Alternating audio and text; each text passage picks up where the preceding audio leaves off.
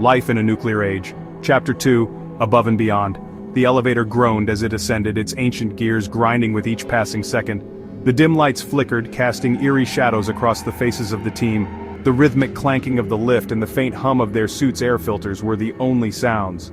Elena's heart pounded in her chest. She forced herself to breathe evenly, her eyes fixed on the elevator doors. She could feel Marcus's presence beside her, steady and reassuring. She glanced at him, finding a small measure of comfort in his calm demeanor. His dark eyes met hers, and he gave her a slight nod, as if to say, "We've got this. Remember that time we fixed the coolant leak together? If we could handle that, we can handle this." This is a bit more intense, don't you think? Maybe, but we're a good team, Elena. We've got this.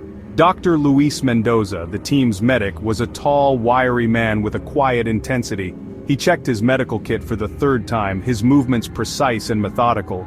Luis was the type who thrived under pressure, his calm efficiency a stark contrast to the chaos around him. He had a deep, unspoken bond with Elena, built on years of working side by side in the most trying conditions.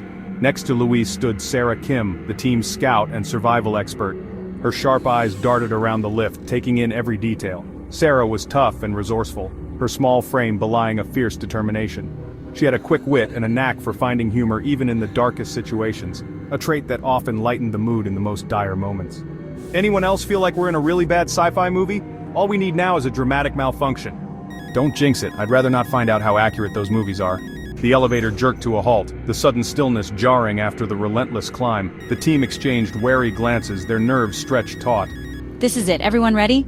A chorus of affirmations followed, each team member steeling themselves for what lay beyond the doors.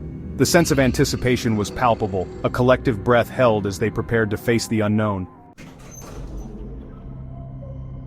The elevator doors creaked open, revealing a world shrouded in an eerie, toxic haze.